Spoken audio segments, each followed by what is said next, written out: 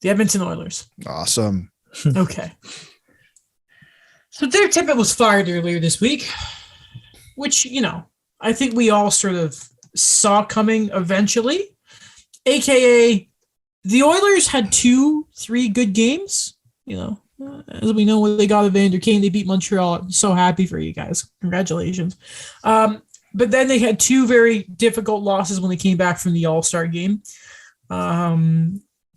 Mike Smith was not great to start one of those games, by the way, and then I think he went back-to-back in them. Even got the Bronx cheer from the crowd. Say what you want about the passes. You need a save early in the game. You just do. And Tippett goes. Jay Woodcroft comes in the meantime, guy who apparently has been doing a great job with the Condors. Before we go into Ken Holland's press conference, because it felt like the best thing I don't think he did Woodcroft a lot of credit in the press conference. All he said, and they didn't do it together, it was separate. But all he could really say was, he was a video coach, watches a lot of film, likes the details. And you, as a fan, I could say, well, clearly I'm qualified to be head coach because I watch a lot of hockey. Now, actually listening to Woodcroft's press conferences, I've been listening to at his first one and a few of his post games. The guy sounds like Babcock, the way he talks, but he's actually a bit of fresh air when you listen to him. Very unselfish guy. Very much seems to favor, the thing was like, this isn't about me, this is about the team. Of course, they won his first game with him.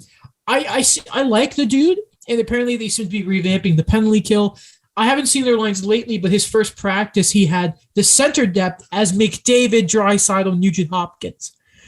We'll see what happens, but your guys' initial impression on Woodcroft, because I kind of like him so far. I think what you said was kind of spot on. Like, it's a breath of fresh air. Like, this is what the team needs. It's just the way it went down. It feels so wrong. But I'm happy that if this changes the Edmonton Oilers, hallelujah. Everybody in Edmonton should love this guy if things change. For me, I think it's a lot more about the practicality of things, where you don't see the team. He notices what I think we see is that when you mentioned the Nugent Hopkins on the third line, that things were just way too top heavy for this team, that they kept rolling the same things over and over again, trying to get different results. And I think at this point, you just have to kind of see what you have, and you're going to have to just roll with it, but just find different ways to do it. I think the Oilers just needed that reset. I think that this probably, for me, it's a month late that this happened, but yeah.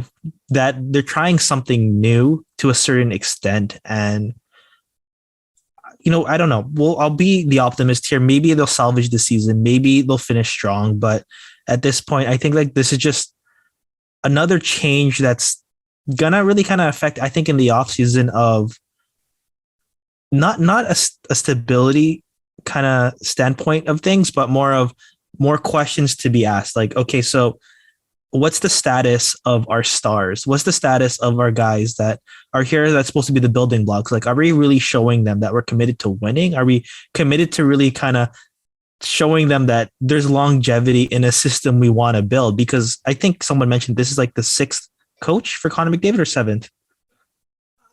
I want to say it was like 4th. I think it's 4th in his 7th season. Okay, somebody said 6, but I could swear this is his 7th season. But so who's it been? There's Woodcroft, Tippett, McLennan, Ralph Kruger, Hitchcock, Kruger. No, he didn't have Ralph Kruger. Wasn't that Buffalo? No, he didn't have Ralph Kruger. So McDavid came in 2015, right? I think so. So it was Todd McLellan from 15-16 to 18-19. Okay, you have that. Okay. Then Ken Hitchcock for the rest of the year. Dave Tippett from 19-20 to 21-22, obviously, and now Jay Woodcroft. Yeah, I have their lists up of the coaches they've had in the 2000s. 1, 2, 3, 4, 5, 6, 7, 8, 9, 10, 11 coaches since 2000. That is as an organization. So then how many does Nuge have? Because it's even more than that. What year? What year was 2011. Oh, 2011. So his 2012, would have been yeah. McTavish. Oh no, wait, what the heck? Oh no, he was okay. So that would have been Tom Rennie. He had Ralph Kruger, Dallas Eakins, Todd Nelson, and McLennan, Hitchcock, Tippett, McCroft. Oh goodness gracious! I'm so sorry. So going to Ken Holland himself though. My one word for this press conference was lost. If I was an Oilers fan watching that press conference, I would be so concerned about the team. First off, I swear him and Babcock must be such good friends because they're good men. Good men. Like I understand he was like, good men lost their jobs. They good hockey men, but you understand. You want to. I think Tippett was dealt a bad hand, to be honest. And I think Mike Hoffman just timed the game. Let's go. Hoffman. Going on though. Sorry, Daniel, what were you going to say there? Oh, just the part you mentioned before the Mike Hoffman quote was the good men quote. In my notes, I wrote down Alex's point he made, I think 2 seasons ago, where it's like, listen, Cody CC, I'd have a beer with him, but I wouldn't put him on the ice. Norris Trophy winner in NHL 22. Apparently, someone threw that clip in one of our group chats. Like when your GM describes your season up and down like a toilet bowl, even though it was one good up and it's been down since, except for 2 games, I just, you know what really, really worried me?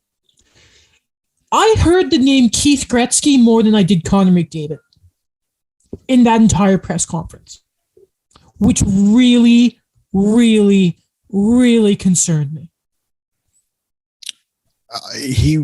That should be concerning. Like it I think you were spot on when you said it was a mess. It was a mess. He did not, to me, I did not think Ken Holland is confident in his team at all. Maybe that's the way he speaks, but I watched Kevin Cheveldayoff speak. I watched Don Sweeney speak, and I know we'll get to that. I watched Martin St. Louis speak. I watched Kent Hughes, Jeff Gordon, et cetera, et cetera. They all seem confident in their team or in the organization. I did not get that at all. I think he's getting to a point now with Ken Holland that, for me, I just saw a bit of frustration there where the confidence isn't there because I think for him, he's reached a point that he's probably thinking that, and we see it in a different way, that he's like, hey, I gave you all of this. I put in all of this money for all these things. How are you being so ungrateful and not succeeding on the ice? Like, that's what I kind of felt when he mentioned the Cody CC contract or he mentioned Adam Larson. Yeah. We lost some puck movers. We lost Adam Larson. Like, what? Yeah. What's really funny about that too is Adam Larson, for those listening who don't remember, he left for the exact same contract in Seattle. Yeah, he left, which was the right thing for him because he was right as he started to play well for Edmonton. He's like, okay, bye. You've kind of treated me like garbage for all these years. I'm going to go now. There were some lines that Holland also talked. And listen, I know what you mean now. Compared to, he just kind of has that sort of, his tone is almost normally sounds unsure, but compared to his last press conference, there was more. He just sounds so confused, like even more so. You know what I mean? Like comparing the 2 press conferences, there was definitely some worry there. The it's in the room answer was thrown out there. When you hear that, pro tip, if you're getting into hockey and you're a fan of a team and you watch a press conference, by the way, anytime a GM speaks, you have to listen to it. If you hear the term, the answer is in the room, panic. And so he once again used the line of, it's on me, I built this team, which if I'm Daryl Cates, I'm saying, okay, well, I guess you're going to be gone in the offseason, but look at the damage he's already done. And someone asked about the Oilers' identity, right? And his whole thing was, well, we play tough and we cycle the puck. Dude, that's Michel Therrien used to say that. We're going to be fancy cycling the puck. You have to cycle the puck. That's part of modern hockey, you doofus. What do you think? You have Connor McDavid. You don't know what your identity is? What is it? What is the Oilers' identity? And you can't just say McDavid and Draisaitl. What is it? What makes the Oilers special? McDavid and Draisaitl. That's what makes the Oilers special from day one. from day one. Before Ken Holland was here, under Peter Chiarelli, that was them. That's what made them special. So then and then here's the next question then what do the other 10 forwards, 6 defensemen, and 2 goalies, what are they all about? Because now what's worrying is insider trading. Darren Dreger was talking about, as opposed to defense, the Oilers are more concerned about their defense, and they're looking for around a 2, 3, 4 defenseman. When you just brought in CC and Keith and traded Ethan Bear, who's been good in Carolina, surprise, surprise, who isn't good when they go to Carolina. Just a little lost here, Ken. Just a little lost is just, what are you doing, man? I don't know. I don't know what he's doing. Can I say, though, that press conference felt very Pierre Dorian-esque. Just the entire thing. I don't know if it's just me. I feel bad for Dave Tippett. Like, I think he was thrown under the bus. Last month, when did Ken Holland have that press conference where he said, I don't fire my coaches mid-season? I don't even think it was a calendar month ago. What's changed, Ken? What's changed? Like, why you said I'm not going to fire my coach mid-season. Then you fired your coach mid-season. Pierre Dorian said, we're not firing Guy Boucher. A week later, he fired Guy Boucher. Why? Why did you fire Dave Tippett? Dave Tippett's not the problem here. He might be part of the problem. He is not the problem. He's not the problem. The roster is the problem. Yeah. That's what it is. 100%. But no, it's Connor McDavid's leadership and Darnell Nurse. Oh, and actually, there it is. Because Mark Spector had an article that was very Mark Spector. What was the line? McDavid's defense couldn't carry Sidney Crosby's a bag. Darnell Nurse is more concerned with scoring. Just kind of unfair comments. I thought, Darnell Nurse, well, I mean, he's got to go and try and score because the Oilers are always playing from behind because they always let him the first goal, and he's, shut up, Spec. It's also it was a really unfair piece. It was. I think that was a cheap shot to appreciate. I think a big thing too is it's a trend we've mentioned before where we have these guys that come in, be these depth guys, or these guys that be complementary pieces, and it does succeed, like a Zach Hyman example. But for me, I think about Connor McDavid's going to be 25. Leon Draisaitl is 26. Wow. If you don't have those top 3 picks, what are you doing when it comes to developing your own depth? Like, they've been taking defensemen off the board. They've been getting all these other forwards. And I'm not just thinking about the first round picks. I'm thinking about everywhere else. Like, there's guys that within that 6-7 year gap, like, where are those guys that are coming up and being, regular contributors? Because we're looking at other contenders. Like, we're looking at, I know it's unfair, but I'm looking at Tampa Bay, where they don't even always have the top pick, but they're able to develop their own guys through the system. And that's why even this year, after going back to back, and they lost so many guys to UFA, there's still guys coming up, like a Matthew Joseph, an Anthony Cirelli. I know that one's kind of, but it's just those examples where you keep the guys in the system and you get the guys that you could actually bring up later on.